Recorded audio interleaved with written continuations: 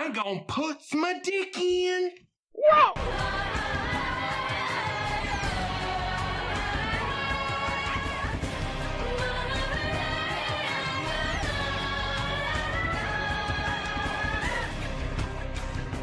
Hey everybody, welcome to episode 9 of ScapeChatz, a podcast where we watch Farscape for the first time.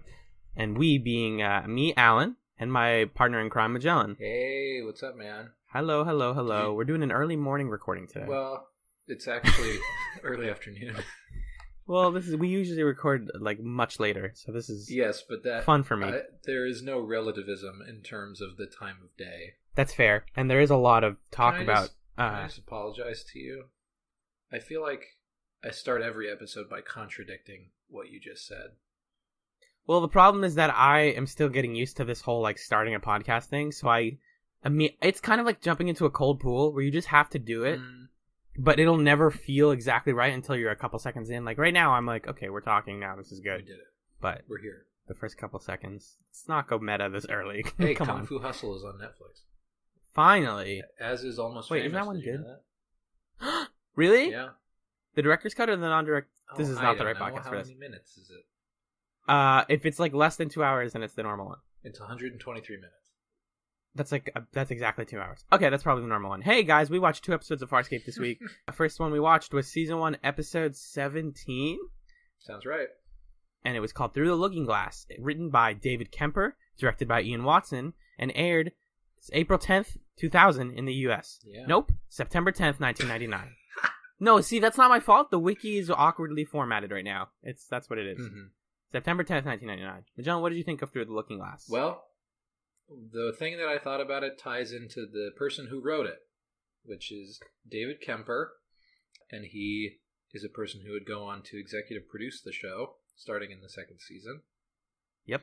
And he also wrote, the only other episode we've seen that he's written so far was Rhapsody in Blue, which was equally hard to understand at times. Yeah, he really likes his dense theoretical sci-fi. Yeah. Which kind of bodes well if he becomes the guy in charge of this show, that it's going to turn into a show that's like super up there intellectually. This episode was a little hard to hook into at first, and I only was able to understand what was going on because I had like skimmed a little bit of the synopsis and read some of the trivia of people being like, this was fucking hard to figure out that he wanted to do it this way, but we eventually figured it out. Otherwise I wouldn't have been able to hook into it as soon as I did. And the way that they visualize the sort of hook of this episode helps. Yeah. But I agree that it is pretty it's tough to wrap your head around. That being said, once you get what's going on, which even for people who have a hard time getting things like this, I think everybody can get on board with like, oh, there's a blue place and a red place and a yellow place. Because they go through the pattern of going between the alternate dimension versions of the ship enough times that you can get what's going on vaguely. And once you're there, it's an enjoyable episode. And there's a ton of great character stuff going on. It's just, there's a high barrier to entry. Yeah, that's a good point. And what's smart is, and I think it is a really tight script if you look at it as a whole, but they start with a easy to understand singular bit of character development for everyone, like just a very human scene of everybody eating dinner together. And it's an awkward dinner and it's a lot of fighting, but my first note here is like, I love any show that's confident enough in its own cast that they can just eat dinner and hang out and there doesn't have to be like a purpose yet. Right. But they are having an important discussion. Right. About like how they all want to get home, and they're all speaking rather candidly about their goals. And they're talking about the possibility of like ditching Moya, essentially, because she is pregnant and she can't starburst, which is a problem for them if they want to travel through the universe in any sort of expedient manner. And so Rigel is considering leaving. Aaron's son is considering saying fuck you to everybody at the table for even thinking of leaving. Yeah. everybody else is somewhere in the middle of that spectrum, basically. And so that scene I thought was wonderful because it reorients you in terms of what everybody's goals are at that point in the show in a rather elegant fashion. It provokes an interesting discussion. And it just lets you look at the entire ensemble interacting with each other in a way that feels smooth and that you can't really earn unless you've been doing 16 episodes of really solid character building. Right, and this scene is also finally the first scene that we get of Chiana interacting with everyone. Right. Which I appreciate because we were saying, I think last week or 2 weeks ago, that since she's been introduced, she's either been in bit parts or not in episodes at all. So I mean, has she only been in 2 episodes at this point? Right, and the only episode, the only episode that she's had since she was introduced is a Human Reaction. So, and she's barely in that. Right, but that's a much busier episode. Yeah. Let me keep talking. I'm going to turn off this thing that just kicked on in the background. I was going to ask about that. Yeah, I'll be right back. So yeah, just to sort of clean up that scene and everyone's motivations. Aaron says she's not going to abandon Moya, which makes sense. Zahn agrees with Dargo that without Starburst, they're all at risk. Crichton doesn't want to leave, which I like because it's just everyone is trying to be nice, but kind of admitting that they have their own goals in mind and those are more important to them. Like Crichton doesn't want to leave because it's like, oh, Moya's been a mother figure for us in a way, and she's been the ship that's taken us somewhere in places. But really, he only wants to stay there because there's a lot of wormholes around. This is actually just the easiest way for him to get what he wants. Mm-hmm. And then Rigel's like, nah, screw y'all, I'm gonna sell her for parts. He's so quick to do that. Yeah. And then we get a cut into what was one of the most interesting things about this episode, which is Pilot, mm-hmm. because Pilot gets a lot of fairly interesting dialogue scenes in this episode.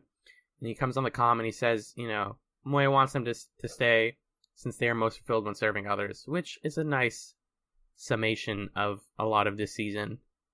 Is that you guys work best together when you're helping people. Right. But he also feels bad that he wasn't even part of this discussion. So he kind of is establishing himself as a character more than he has before. Right. And then, so they starburst, which is cool because their starburst is basically Moya getting more character development where she's like, well, screw you guys, look what I can do. And then she starbursts and then it goes really badly. Yeah, I thought that was great that we're further exploring Moya's personality and the fact that she is self-conscious, which is something that you wouldn't expect a gargantuan, powerful ship to be. A living ship. Yeah. Living ship.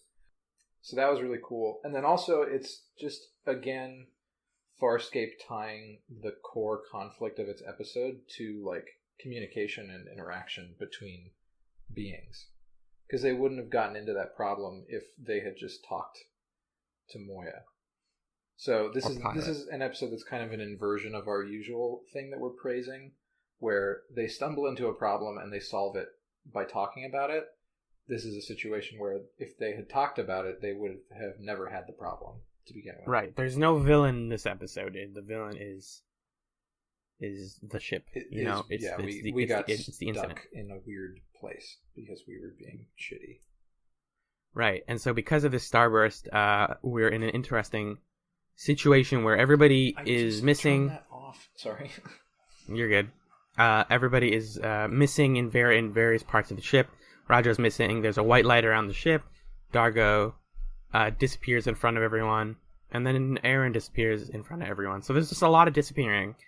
And that's pretty much when we get our theme song cut. And then Crichton goes to Pilot, and Pilot's like, everything's screwed up, and Moya's terrified. And you're like, okay, there's the stakes. And we know that Rigel is on this ship somewhere, and Aaron is somewhere on this ship.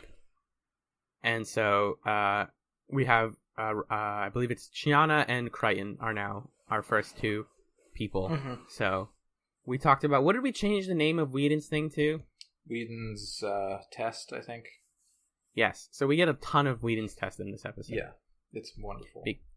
Right. And the episode pretty much is structured around that idea that Crichton goes to different versions of the ship and meets different people. and then leaves different people. It's sort of like a, I'm going to leave a couple people here. They're going to interact, and I'm going to go somewhere else, interact with other people. Mm-hmm. And then eventually the way they solve everything is by everyone interacts at the same time. So what's going on in this situation, we should just say it, is the ship is, I guess it's starburst into itself. So this is the bit of like David Kemper's writing a crazy script that we have to get on board with. Right.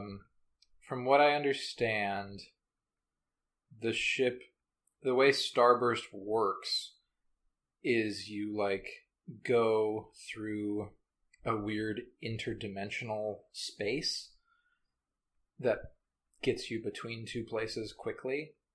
Right. Which, by the way, that sounds like a wormhole. I don't know why John Crichton has never explored the implications of starburst before. Right, going into hyperspace is basically the same thing that Crichton did to get here. It's just you can target it basically. Anyway, that's how it's supposed to work. And I don't know if they'll ever really refine that notion of starburst or not. Right. But from what I understand, and keep in mind I watched this episode a couple days ago, so it's not as fresh as it could be. But they're supposed to go through this weird like interspace area, and I think they went into it, and then they were on their way out of it to get back to normal space, and they got stuck on the way out, with the ship splitting into 3 different component parts because of like the light spectrum, essentially. Right, and the way they visualize that is 3 Moyas essentially overlapping in 3 different primary colors: blue, red, and yellow. And so Crichton is then, we don't need to go just into everything, but he kind of just goes back and forth between all of the dimensions. And the way that they help us ground this is that we always are following him. Yeah. And so he goes through all of them, notices something is weird, and then finds someone there. So I don't know which one. Do you remember which one he goes to first? So the first one, I think the pattern always goes red, blue, yellow. Okay. And the red dimension is the loud dimension. Am I correct? No, the red dimension is the one with the light that like gives him a headache and makes him throw up. Yes, there's a lot of vomiting in this episode. Yeah, actually. There's like he vomits at least like 3 times or something on camera, and then talks about how he vomited off camera a couple other times. It's so weird with their obsession with him. Like I get it because he's getting used to dimensional travel, and all of the dimensions kind of suck. So yeah, there's a blinding dimension, there's a deafening dimension, and then there's the blue one. The blue one it's very loud. Yes, and then what's the other one? What's the yellow one? The yellow one is that's like, the laughing dimension. Funny. Yeah. Oh, that's my favorite one, by the way. So in the red one, who does he see? I think he sees Dargo. Yes, he sees Dargo. Yeah. So that I like that little minor detail that like the people who are in each of the dimensions kind of fit the color. If we're to give each character on Farscape a primary color that fits them, it makes the most sense that Dargo would be in the red dimension, because red is one of his primary colors, and he's an angry type of character. Right. So they don't really say much that I remember. But then he switches to the blue dimension. Yeah, so John and Dargo's interaction is very businesslike. Yes. And I think they lose each other at some point, because in the beginning, John doesn't know how to travel between dimensions. He's just stumbling across. Right, he keeps discovering it by accident. Yeah. And the other thing is that there's a monster, too. Yes. That is, like, ripping its claws through space-time. And it's appearing across these different places. And so you're meant to think that this monster, like, caused this problem and it's going to come eat them or something. So John is kind of running away from that and being confused about that. So he exits the red place the first time after having talked with Dargo and being like, what the hell's going on? He goes to blue, it's really loud. He sees Aaron's son there. I love this scene so much. Yeah. All of the blue scenes between the two of them are phenomenal. Because it's all pantomime acting. Right. They very quickly are like, "Hi, we can't what?" And then they're like, "Okay, we can't speak to each other. We need to communicate because Farscape. Mm-hmm. So we're just gonna like." They try to like pantomime like, "Who did you see?" And he's trying to describe to her Dargo, mm-hmm. and he like does a bunch of like angry flexing and like loud noises, and then like swinging a sword. And she's like, "I still don't know who you're talking about." And then he like makes a fake beard with his hands, mm-hmm. and she's like, "Oh, I gotcha. All right, cool." That guy. And it's just it's such a good. I love any scene of actors having to do.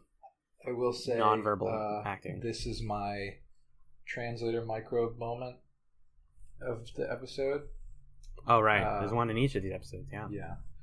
Because during this pantomiming, he's also like mouthing things, and so he's like when he tries to do Rigel, he does like ears or something. Yeah. And then he mouths like it's Rigel. And so this is a question that the episode obviously doesn't approach, and that ultimately doesn't matter, which is the point of all my translator microbe questions. But does it look like the person is speaking your language with their mouth? Does it change the way that you visually perceive them? That's kind of the core of it. Whenever I see the translator stuff, where I'm like, what are they seeing? Because in Human Reaction, when Aaron speaks, we're seeing her speak backwards. Like the lips are her she's speaking her Savation language. Yeah. So does it look like the person speaking English, or does it look like a dubbed movie? I think it looks like the person is. I think the lips will match to the language that you're seeing, so it's a visual and auditory thing. Okay.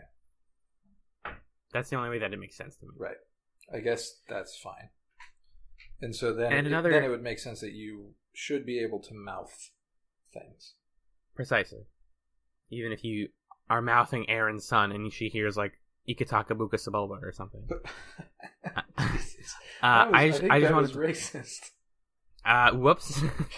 Oh, I guess you're right. In a way, space racist. I just wanted to say that this is a weird decision that they made, but I kind of like it. The Blue Dimension is really loud, and not just loud for them, but like loud to listen to. Mm-hmm. I had to turn my TV volume, like I almost muted it for those scenes because it's just this like loud humming beeping sound. Right. It's you get a headache listening to it, which is weirdly immersive. And then the other thing I pointed out is that this episode is a really clever use of budget because they're establishing that they were in parallel dimensions entirely through recoloring the same sets. Right. So they don't have to make anything new between them. Well, I mean, because it's also always the Moya, but yes. It's an easy, instantaneous visual cue, like, oh, we're in the red dimension because everything's a little bit red. So then we get the yellow dimension, which is the Giggles dimension. That was my favorite, I think. Yeah. Well, mostly because the Rigel puppeteer and actor are just so good. Yeah, they had some fun with that. He's in pilot's seat and he's like, this is the best. Let's get some snacks. And he's telling jokes, but they're like really bad jokes. And then after a while, Crichton starts laughing at them, and then he's like, wait a minute. And that's like the way he realizes that it's weird. He's like, I'm laughing at you. You're not funny. You're objectively unfunny. Right, like you don't tell jokes. Also, yeah, you don't even, this isn't even like your forte or at all. It's not a thing you do. So he is getting ready to leave, and then Chiana stays with Rigel. Well, so you're a little ahead of, I guess it doesn't matter if we follow all the cycles, but the first time John just like talks to Rigel, and then he's like, I gotta get out of here, and then finds himself right. He leaves in the normal place where Zahn and Chiana are. Yes. And that's where Pilot is also. Correct. And so then I think so that's the first act, is like what the hell's going on. The second act is figuring out how to fix the thing, and Pilot's idea is like, if we can get everybody in the different versions of the pilot control area to make the ship go backwards, then we can get out of this. Yeah. And so then the second act is John setting people up in different places to do that. So he leaves Zahn in the white ship area in case the monster comes there. And she has a gun, which is badass. Yeah, she has a gun. And she puts her priest uniform back on because she's like, well, we're going to die. So let's get religious. I want to die in my best clothes. Yeah. So John takes Chiana with him to the various places. And she, isn't affected by the red place. So we're getting interesting clues into Nabari physiology, I guess. Right. Just that, I don't know what that necessarily means that the red place didn't affect her. Maybe it's a certain wavelength of light that she can't see or something like that. Well, it's also an interesting moment of parallelism or I guess just duality, because the red dimension doesn't affect her, but the blue dimension affects her twice as much as it affects everyone else. So she probably has super hearing. Is the implication there. Yeah, because she goes into the blue dimension afterwards, and she just is reeling and can barely move. Yeah. So, in the red dimension, John sets Dargo up to do the controls. And then he tells it to count, and I guess this is also a weird, little bit of translator microbe silliness. Oh, yeah. But he's like, yeah, you have to count however many cycles, which I guess is... Or not cycles, whatever the equivalent microns. Yeah, we have a new measurement of time. He says, you need to count this many microns. And then Dargo's like, how do I keep track of microns? And he's like, do this. 1 Mississippi, 2 Mississippi. And then Dargo's like, got it. 1 Mississippi, 2 Mississippi. You're like, that was great. Just love that whole scene. Yeah. So he sets up Dargo to be in that one. Then he takes Chiana to the blue place. She's getting crazy hurt. So he drops her off through the portal to the yellow place. Runs into Aaron again. They have a really wonderful interaction where Aaron gets to be smart and stuff. Yes. Yeah. Because she thought up the idea of reconfiguring a set of, I guess they were space helmet communicators, fighter pilot headphones, basically. Oh, right, the headset thing. Yeah, and she jury rigged them to be a device that can block out the sound and help them communicate.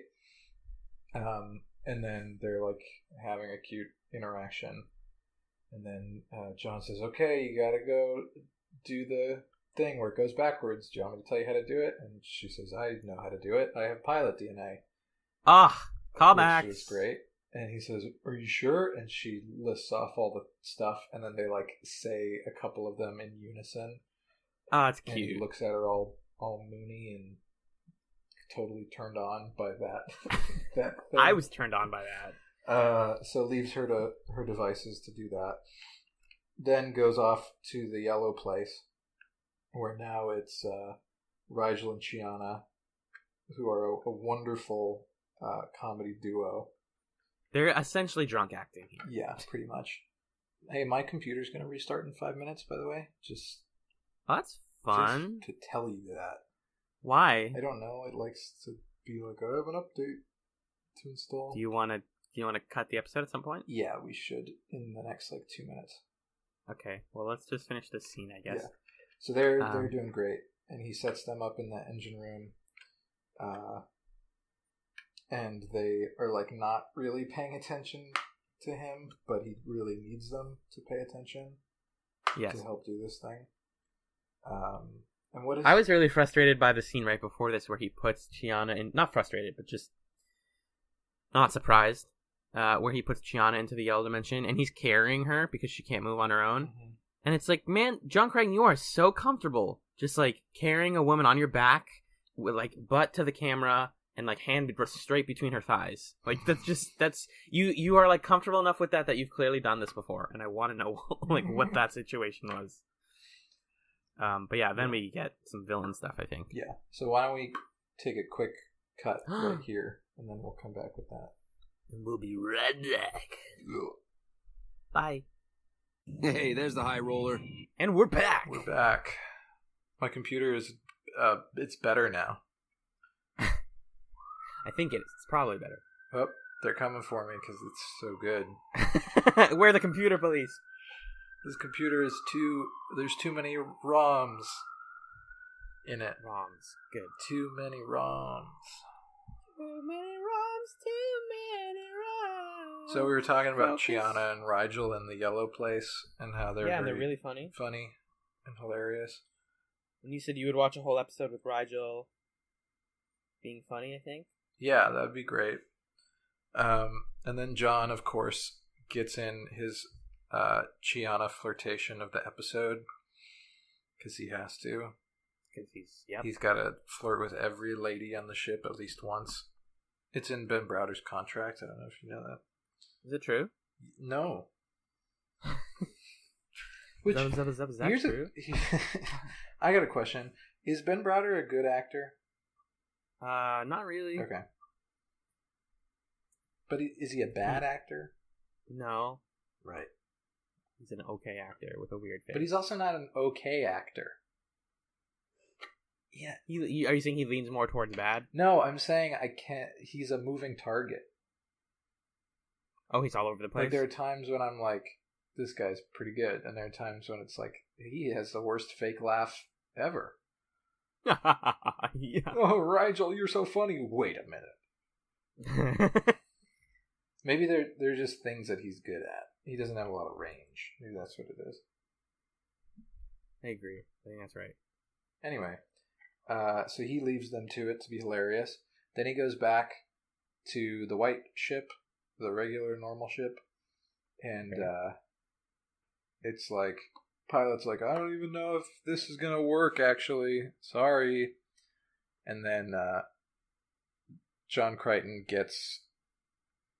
John Crichton has the best, gut of any character I've ever seen.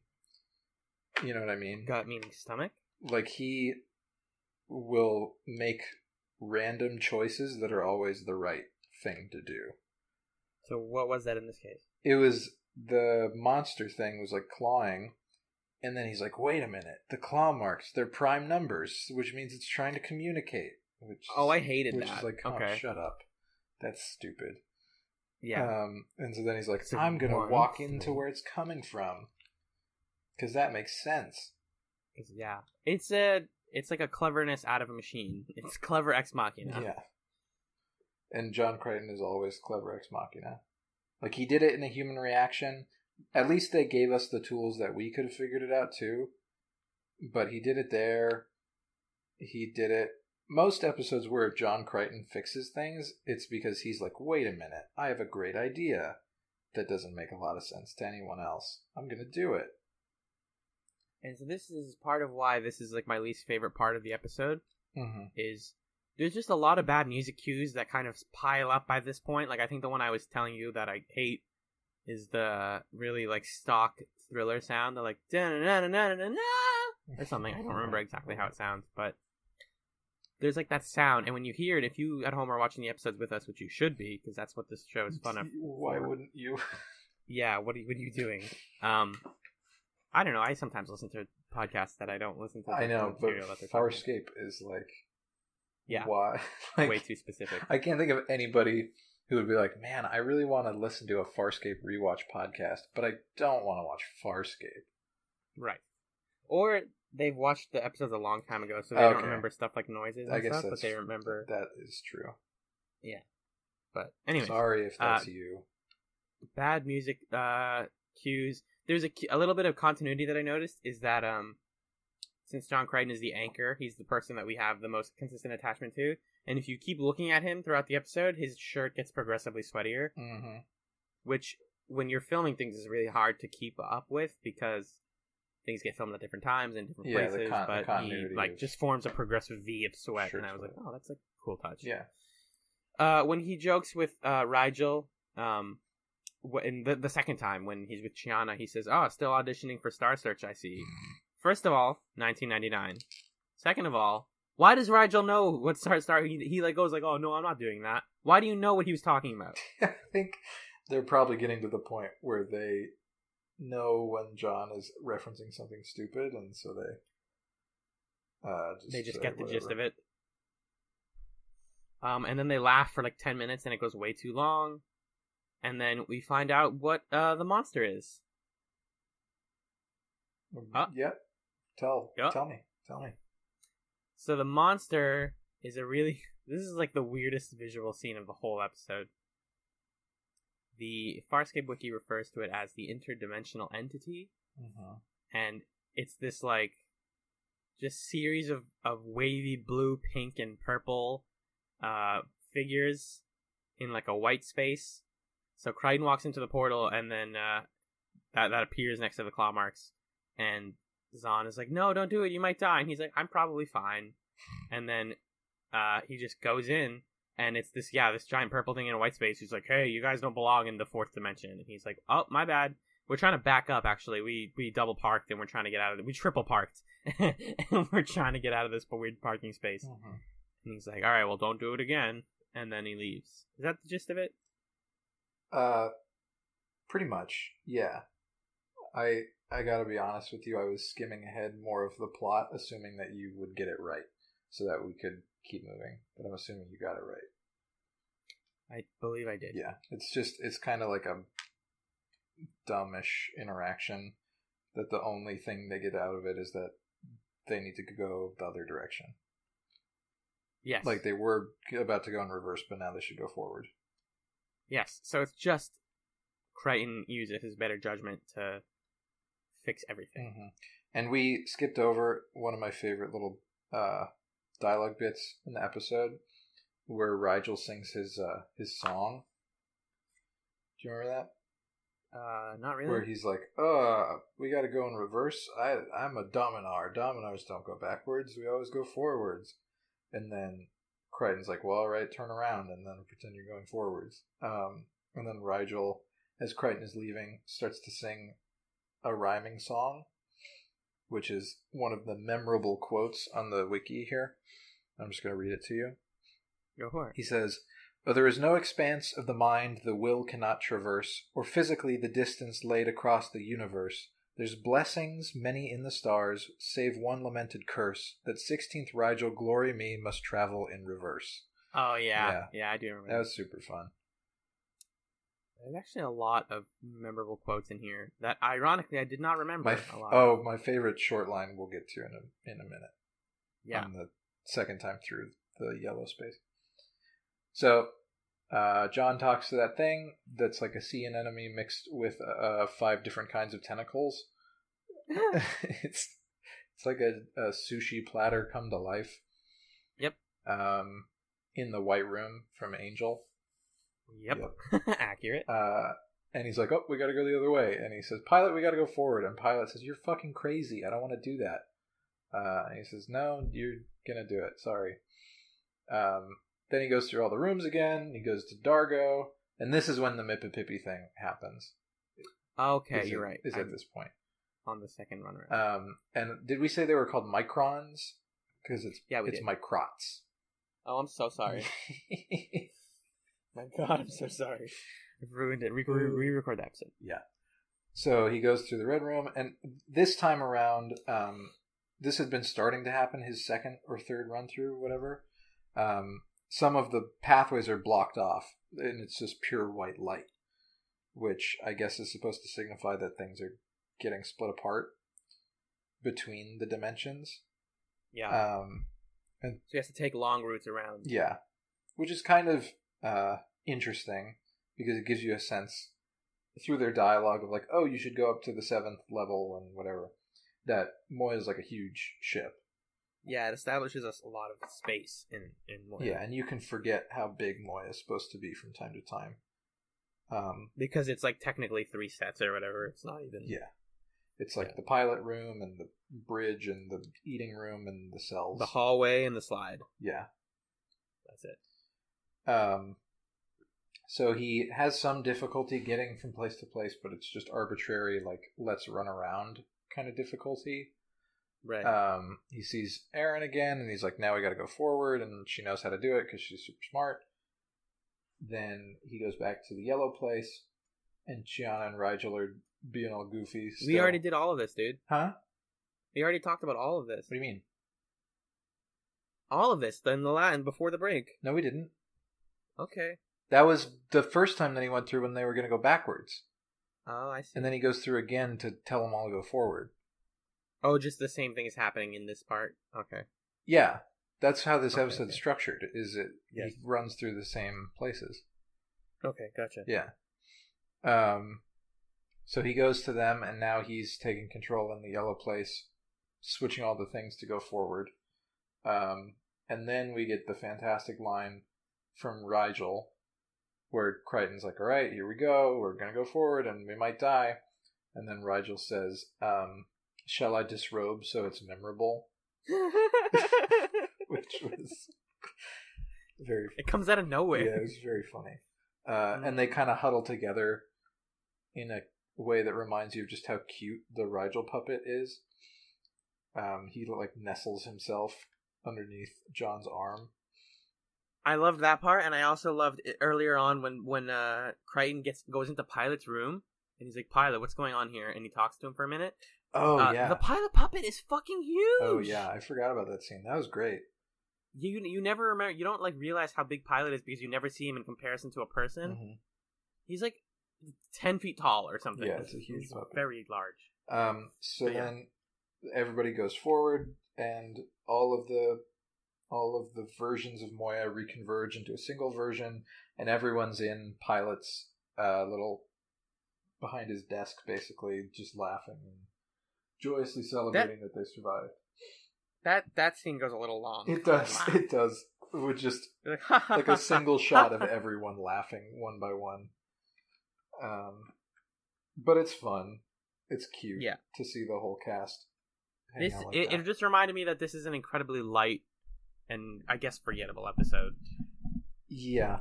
And then the final scene is them eating dinner again, but they're like celebrating and they like each other and they're not gonna leave Moya anymore because they felt like bad people. And then Pilot comes in and he's like, I don't know what you're so fucking happy about. You guys nearly killed us.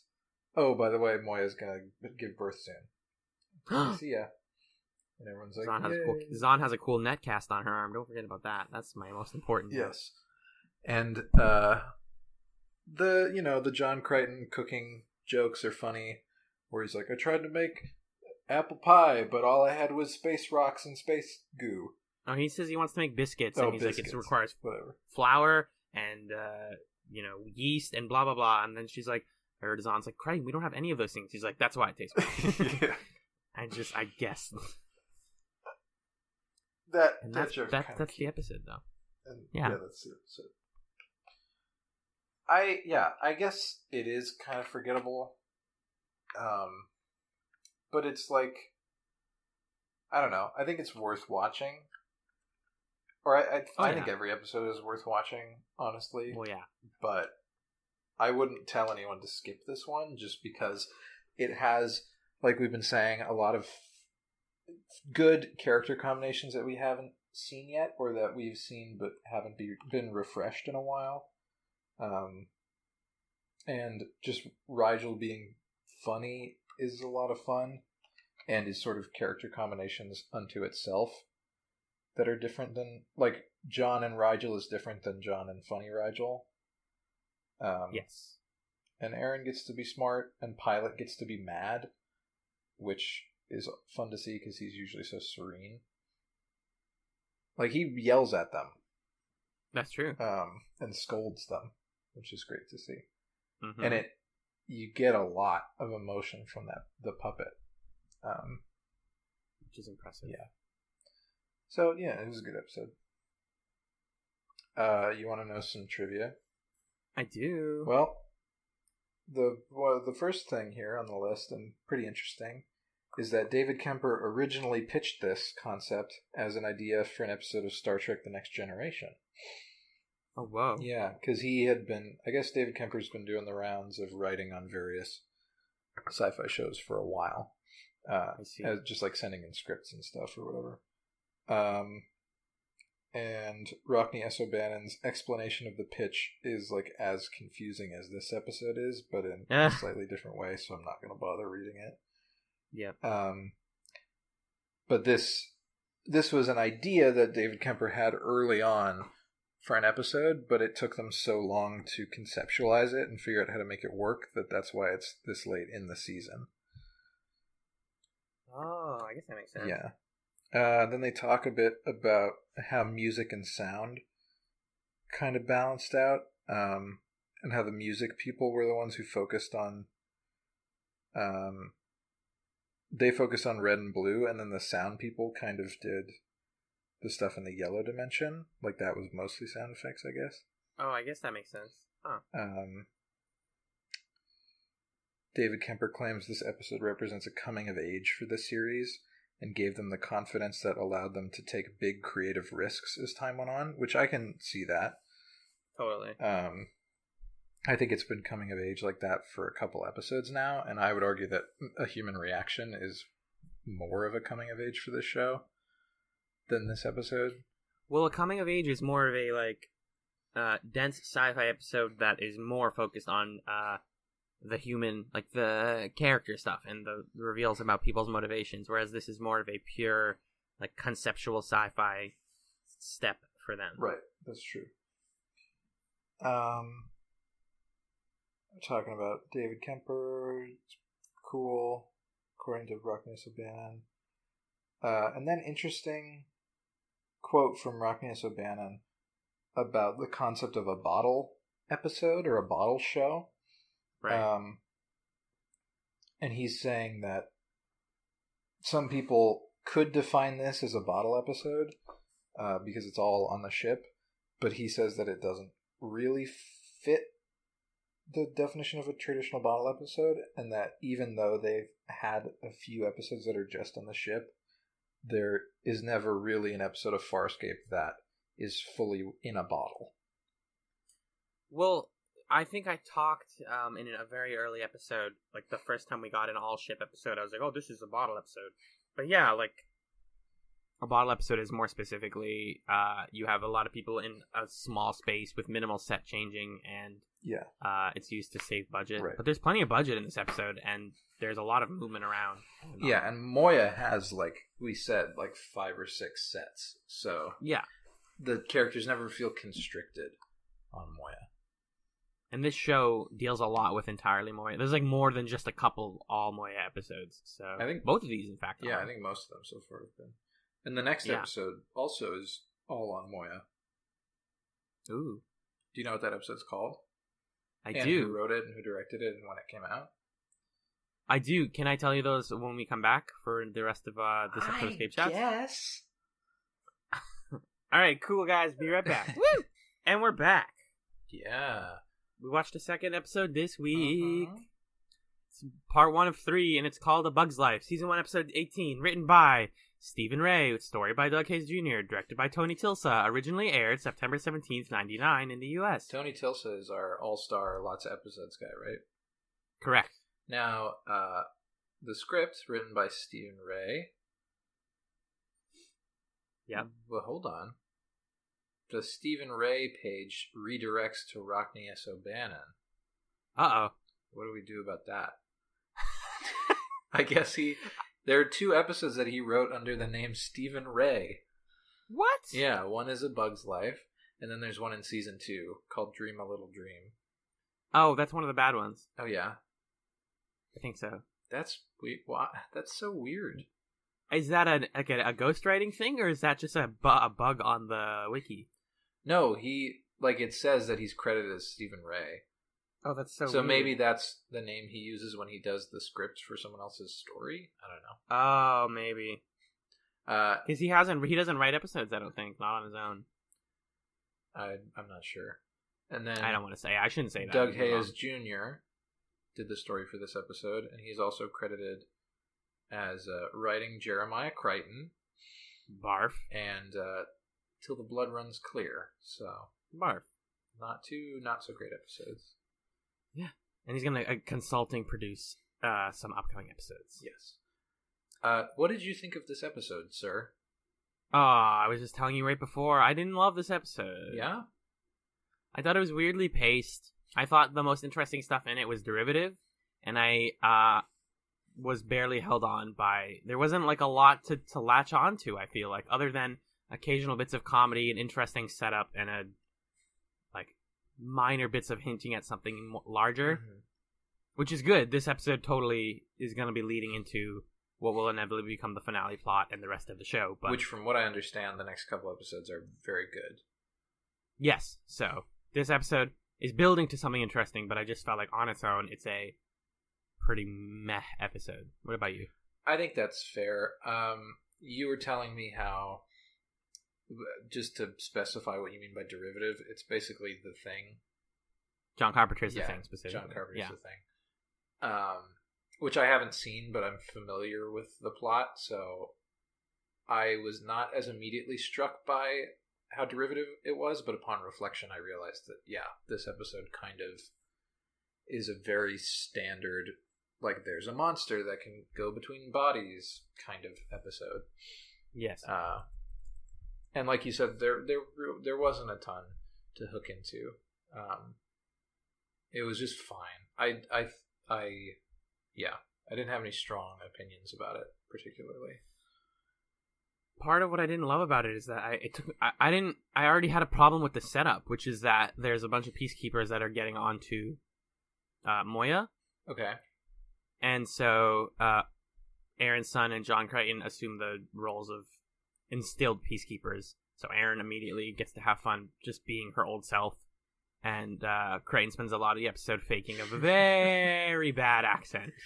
Very bad accent. It's not bad so much as it is paper thin.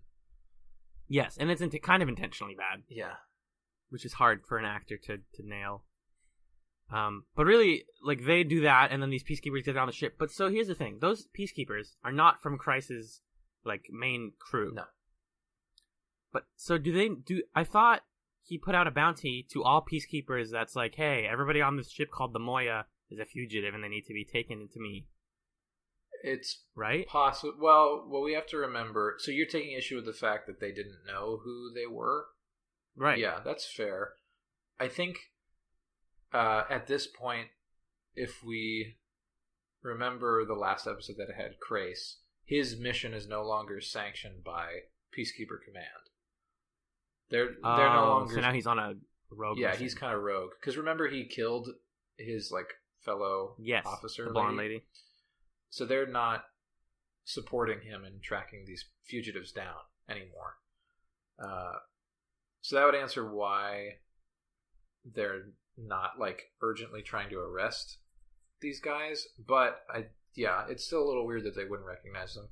I think you can justify it by saying that this is a team of special ops peacekeepers who have been out in the wild for a while doing weird missions, and so they probably haven't had a lot of contact like that with their command. They've maybe only been in touch with one higher up person who's like, you gotta come back with the virus, do your mission, and they haven't really been on the other normal channels. I also didn't like a lot of the peacekeeper characters, and there's a lot of them. There's 6. Mm-hmm. But do you mind if we take a quick break so I can complain about them more later? Yeah, that's fine. All right, cool. Be right back. Sorry, guys. Love you. It'll be 2 seconds to you. Oh, we're gone. Thanks for the fairly awkward transition, Alan and Magellan. This is episode 9, The Moyabag, for ScapeChatz. And this is another one where it's just me, Alan, because, it's Wednesday night right now, and I really want to publish this episode because I think it's a fun discussion, and we have so much stuff going on right now that it just felt appropriate to barrel right through this and get to your questions and your comments and your feedback. The main feedback that we got this week was, as always, from the Farscape subreddit, reddit.com/r/Farscape. First comment is from The Locket, a frequent commenter, who is awesome. Listening to your ep right now, it has been a while since I've seen Durka Returns, but I could swear that I remember hearing Durka explain that the bomb that Rigel used was the catalyst for releasing Durka from the mind cleansing. So if Rigel had not been so keen on revenge, Durka would have remained mentally neutered. Rigel himself released the old Durka onto the crew. Then again, I could be completely misremembering what I watched and filled that plot point in for myself. And then, edit. One other thing I just thought about. It was established in PK Tech Girl that Durka is in fact a coward who hides behind his pleasure for torture and pain. When things get dangerous for his own safety, his cowardice comes to light. He faked his own death to escape, and that's something that no brave peacekeeper would think of doing. He acts exactly how a masochistic coward would. Hurt where you can, run when you can't. And Redcurth agrees. The Locket writes another comment. During the scene where Aaron says something to John's father and he understood her, I always felt that it was just one more clue to the audience that something is amiss. That's that John's dad isn't his real dad. The Locket, I gotta say, you are so good at picking out the stuff that we don't, and I really appreciate it. And Magellan really appreciates it. I showed him these comments this week, and he said, wow, that really explains a plot point that we are a hole that we didn't even consider. Both of those things. But also, Magellan said, this is quoting him, I still don't like Durka, which is fine. And in regards to the stuff with John's father being the Ancient, that is also really interesting because I hadn't even considered that they were seeding that plot point when I watched the episode, because I only watched it once and kind of took everything at face value. So that's how that was. Other comments. Oh, this one Magellan really liked a lot. Again, from Red Kurth. Your sci-fi fan voice sounds like a hillbilly Kermit the Frog. I love it and look forward to hearing it again. Magellan does a lot of funny voices. Some of them are in the cold open, some of them are not, and I love them as well. And then Domain 101 said that they were really looking forward to the last episode because the human reaction was the episode that really hooked it for them. So I hope everybody enjoyed that episode, because it really is one of my favorites, and not just because it's for a good episode. I think we really nailed the conversation, and I did almost, I kind of choked up when talking about it, and I almost choked up when listening to it last week rather. So that's those are the main comments we got. Thanks again to all the people who commented on the subreddit. You can leave a comment there, or as we point out at the end of this episode, we had just gotten our email address as of episode 9, so ScapeChatz@gmail.com. You can send stuff and we'll read it. What else did I want to mention? I wish I could use this segment as a way to go back and correct myself on all the dumb stuff that I say, or how Magellan and I kind of have our little back and forth at the beginning that always sounds like we're fighting, but it doesn't, or that he's just disagreeing with me. And he was like, I'd like to apologize for it in this one, which I thought was funny. But I do appreciate that he keeps me in check, because I often will just spout off nonsense, and I don't begrudge him for that. I think it's great. Here's the thing about the second half of this episode is we had some significant recording problems that were not exactly the easiest to salvage. So you'll notice that this episode sounds great because I've been playing with different compressor stuff every week. And so the first half is excellent. The audio balancing is good enough and all that stuff. But for some reason, I guess I turned Magellan's audio volume down.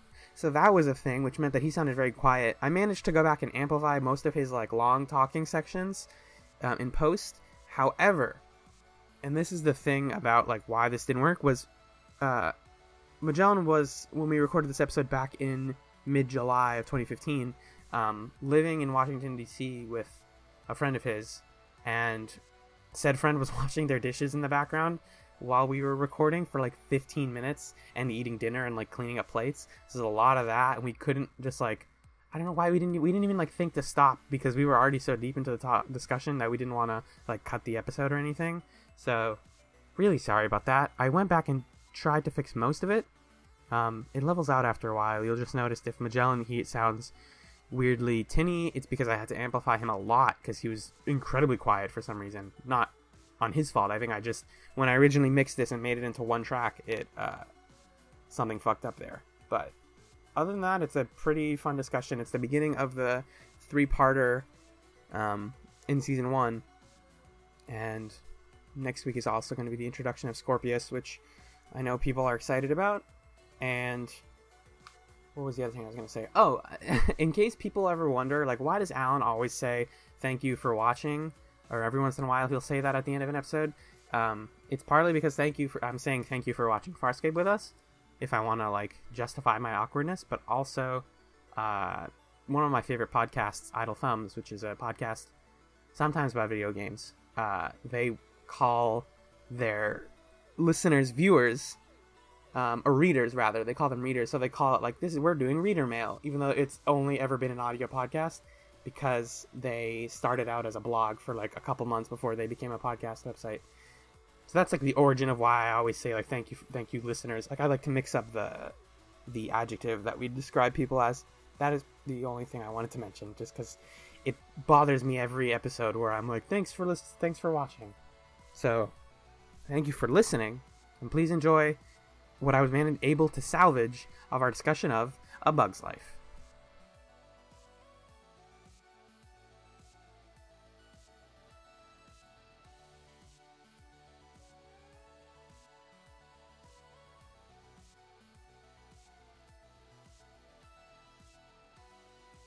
Hey, we're back again. Oh my god. No more leaving. This is it. We're making this episode happen. We're leaving this episode more times than Rachel left Ross. Is that your segue into our other podcast? That's not going to happen. Ah! I'm sorry. We'll talk about that off here. My podcast. Mine. It's me. What happens in this episode, Manjo? Just give me like a quick, because you haven't seen a thing, so this episode was more interesting to you. So give me the rundown. So basically, you got some peacekeepers that come on board, and everyone's pretending that John and Aaron are the peacekeeper bosses of this ship, and everyone else is prisoners.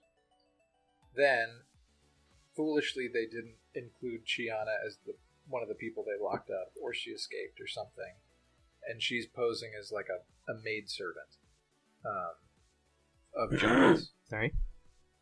Are you apologizing for coughing? Okay. Yes. And she goes and talks to the peacekeepers and is able to steal a key to the box that they have. Yes. And meanwhile, Aaron is trying to talk up their hot leader guy to figure out what's in the box, and he can't. Let me say Larak. Larak, that's his name. So we'll go with that. Yeah. And he can't tell her because it's a secret, and because he's a secret guy. With secrets. And so what happens is eventually Chiana and Rigel are able to open up the box, and inside is a weird little alien guy. And then Chiana touches it, I think, or it attacks her or something. Yeah. No, not her. It gets the guy first. Larak. No, it's not Larak. It's the bald guy first. One of the fodder red shirt peacekeeper guys.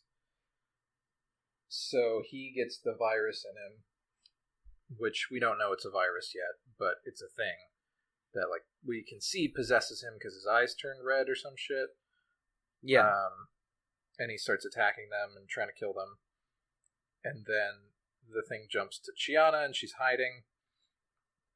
And Larak and Aaron and everybody go into the room, and they learn the plot of the virus, that it's this thing that can transfer between people through touch, and it tries to hide in a certain host for about half an hour, I think is what it was. Half an hour, excuse me. And if it can stay in a host body for half an hour, then it can plant its spores and reproduce and become lots of viruses. And so the episode becomes who's it in? They think it's in Rigel. They're hunting him down. It's in Chiana, though. Once they find Rigel and things get crazy, the virus panics and transfers to John Crichton. John Crichton then goes and murders one of the peacekeepers, which is the peacekeeper who is creating an antibody, I believe. Just the lady that was with them. Just straight up murders her, snaps her neck or something, or chokes her. Yeah. And then I think Zahn is the one who figures out that it's in Crichton because she talks to Chiana and tests her with the test. The only way that we know that it was in somebody is that the acid levels in their body are higher. They're more acidic. Right. You can't tell when it is inside somebody if it's in them. You can only tell if it's just left them, because they will have lost some of their memory and they'll be acidic. So Zahn uses Alan's favorite terry cloth blanket. Oh, Terry, the terry cloth. To test. Please continue to be in every episode of ScapeChatz. We love you. You're our mascot. We praise you. You look like weird silk. And Rigel's going to have you in his bed forever. Yes.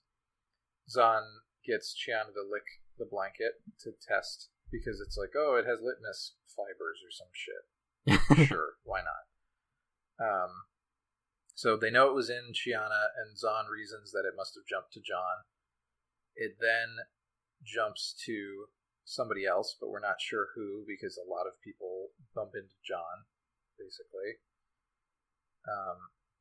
And so then it becomes a thing of like, oh, who is it in? Zahn is able to make a thing that will kill it.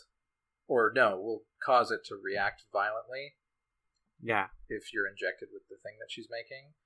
And so then one by one everybody gets injected with it. And it's not in Aaron, yay, it's not in Dargo, it's not in the other guy, so it's in Lorak. Oh no! Oh no! Then he runs off, takes Aaron hostage, stabs her a little bit, just light stabbing, and is nearly able to escape. Except, how does John... It's the thing with the explosion, right? The, like, fuel explosion? Huh? Okay, I couldn't remember, because it's very reminiscent of the one where, with the guy we hate. What's his face? Bald guy? Rigel's buddy? Durka. Durka. It's very similar to that, where it's like you let the guy fly off because that is going to be what messes with him, kind of thing. Right. Where John's like, no, let him fly off because there was like a cesium leak in the Peacekeeper ship. And then he has Moya begin to starburst in the path of the cesium fuel so that it sets it on fire and blows up the little ship that the virus was in. And he kills it and kills Lorak. Which is a bummer because Aaron was like becoming best friends with that guy. Aww. And he was like, you can come be a special Peacekeeper with me because I like you. You're cool. And that's the episode, pretty much. I think the highlight of this episode was Chiana. There, I said it. I guess. I mean, she was virusified for most of it. Well, also, I mean, there was a really cool cut. I think it was a cut to commercial that was like her face in the dark. That was a genuinely kind of scary moment, I think. And then, I don't know, there was a lot of like hinting that the other guy that she was like seducing him was like gonna rape her or do something weird to her. And the whole time I was like, wow, good on you guys for like doing that, but then not just being unnecessarily dark and actually having him try to assault her. And then he like tongue rapes her. Like he just... Oh, that's how it transfers, right? Right. But it's taking the the expectation that it's going to be a sexual assault thing that the character is going to do, and instead it's like, oh no, the alien is going to do something weird that looks like what you thought it was going to happen. So that happened. I have no interesting notes for this episode whatsoever. It's mostly just me being just like making jokes about it because I didn't have a lot to say. Yeah. And you nailed a lot of the plot. I don't know, like, okay, so the reason that I said it was the thing is because partly of the it could be in any of us. It could be, and we're all trapped on the same place, and we're trapped on this like enclosed space with it, and a lot of us have guns. So if it takes somebody with guns, then we're all dead. We're just completely dead. Right. And so that's a little bit of like, okay, that's a pretty common sci-fi trope. That could be aliens. Also, I was texting you early on during the episode, being like, oh, it's aliens, but then the blood testing is straight up the thing, right? Because it's the scene where everyone's in a circle. And everyone does the blood test, and there's two people that do the blood test, and they don't get noticed, and then there's only two people left, and they're both like, oh, it's him, and then one of them gets tested, and then immediately runs away. And he's like, oh, it was me, screw you guys. Yeah, I don't know. This episode was just very... there wasn't a lot that I was getting from it. I agree, and that was basically the last major thing that happened in the episode. Zahn explains what happens. Lorak asks what up with John's Dren. Dargo says something about the topic being useless. Lorak gets to the Marauder. So this is the whole thing where the reason that they're doing is to segue into the rest of this three-parter. And so Aaron has like been stabbed, and everyone's freaking out. And then the last scene, Crane is with Aaron and says the virus and Lorak are dead. Zorak gets killed off. Bummer. And he says she's lucky that he missed her heart. And she says it was closer than he thinks. She asks about the Gamma base, which is going to come back soon. And he says that they're getting away from it, but they still don't know why it's here. and she asks him why he is here, and he replies that he wanted to be there. If and she says thanks. He says don't mention it, and she asks why she ever would. It's another one of those cute Aaron John moments, from Farscape. Yeah. It's cute as hell. So I don't know, this episode, having watched the thing, I was like, this is just that again. But we're building up to some fun stuff, I think, and I'm excited for the next couple episodes, like where we're going from here. Yeah. In this 3-parter. For sure. Magellan, do you want to read me some of the background information from this? I do, Alan, I do. Coolio. So, first thing up here, Ricky Ayers, who I guess is a production person. I'm opening his page now. Production designer, yeah. Look at that, production designer. Ricky Ayers is bringing back the idea of using the cells as storage space. And he kind of wishes that they would have shown that there's more cells, which I guess that's sort of a Moya scale thing. Like it's always hard to tell how big Moya is, because I feel like especially in the one where we just saw it, where the colors split. Why am I forgetting the title already? Yeah. Is it the one we discussed right before this? Yes. Through the Looking Glass? Yeah, Through the Looking Glass. Don't they talk about like floor 7 or something? There's just like a lot of floors going on. Correct. Maybe I'm misremembering. At some point they talk about there's a lot of floors, and yeah. So Moya scale is something that we never really pinned down, or we haven't pinned down yet. Anyway. Yeah. Couple notes in here about Rocky S. O'Bannon just like praising Ben Browder and his choices, which I always find pretty amusing. One of them, he does love Ben Browder a lot. He loves Ben Browder. I feel like every week there's a little quote where Rockney's like, "Oh, Ben came up with this really great thing. Oh, Ben's so cool." He loved the cats and dogs living together ad lib, the Ghostbusters line. There's not much to that except that he's like, and he delivers it exactly the way Bill Murray did. Like, okay. And then I was like, Great. I'm not even sure if that's the right delivery of that line, if it's dogs and cats or cats and dogs. Yeah, but whatever. And also, O'Bannon loved the accent that Ben was doing when John was playing the Peacekeeper, which I guess it was bad on purpose, maybe, but it was also bad. Yeah, playing a person who's acting as a person who's acting is hard because it's 2 degrees separated. Mm-hmm. It's funny, and John is gonna he has so many dumb accents. That's what I've always heard, is that he just continues to do bad accents because Ben Browder has fun with that kind of stuff. Let's see, what else? Rocky O'Bannon likes the contrast between this episode and the previous one. This is more military focused, and that was definitely more science fiction, sort of physics kind of thing. I think that's a good point. Farscape does a nice job of finding different angles of science fiction to look at and still making them feel like they're part of a cohesive world.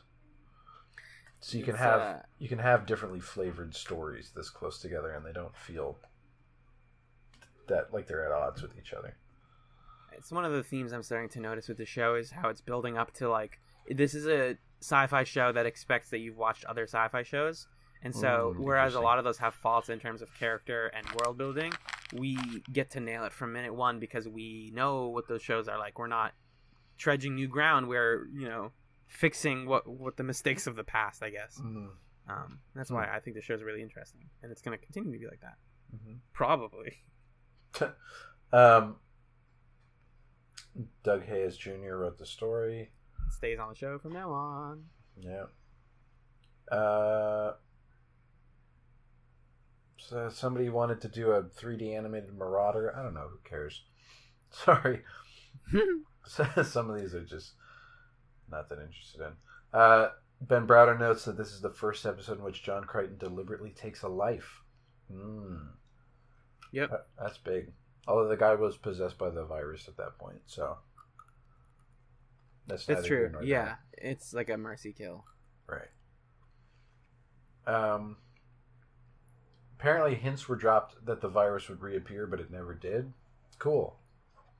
They they can do virus episodes again though, or like bugs on the ship. Like they can do that as much as they want. So they probably just like repurpose that idea in other ways. This next piece of trivia is very interesting. Yeah, in the original broadcast schedule of season 1 on Sci-Fi, this episode was followed by a nearly 4-month mid-season hiatus. Like, what are you doing? This is the wrong episode to stop on. Yeah, don't be like, all right, we'll see you in 4 months for 2 more episodes. Like, Jesus. And I've heard so much good shit about the next 2. Like, yeah. But you wouldn't know based on this one. Like, we're in for some good stuff. Because they talk about the gamma base, and you're like, that's weird. That sounds esoteric. Yeah. What's it called?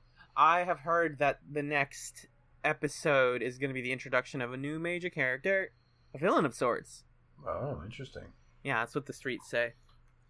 But that's the background information, correct? Yes, it is. Wonderful. John, would you like to read me the Netflix summaries for the next 2 episodes that we're watching next week? I would also like to do that. Here we go. The 2 episodes are going to be told to you one at a time. And the first one is Season 1, Episode 21, Bone to be Wild. Moya and her... right? No, I'm wrong. I'm off by 2. No, you're way off. I'm way off. It's nerve. Okay, 4-month hiatus for 4 more episodes. I guess that's not as bad. That's still absurd, though. Yeah. Yeah, sorry. Great. The next episode, Season 1, Episode 19, Nerve. To save Aaron's life, Crichton infiltrates a Peacekeeper base, but soon faces torture in the form of an alien electric chair and his enemy, Crace. Whoa. Yay, Crace is back. I love Crace. I love Lonnie Tupu. He's bae. Right? That's what the kids say? I don't know. Yeah, next episode. Season 1, Episode 20, The Hidden Memory. The crew of Moya attempts to save Crichton from death at the hands of Crace and the Peacekeepers. So it sounds action-packed. Yeah, it's looking like a fun one. These Netflix thumbnails are very weird, but we're going to get more of John in his cool red and black outfit, which I'm a big fan of. Good. And I guess I've heard good things. I've heard good things about the Hidden Memory specifically. I forget. Yeah, me too. What I've heard. What was I going to say? Oh, so that's going to be the episodes. Thank you, everyone, for listening to ScapeChatz. We have an email address now. If you're listening on iTunes, then you already know that the email address is, of course, scapechatz@gmail.com, spelled the way the show is. And you can send us email there.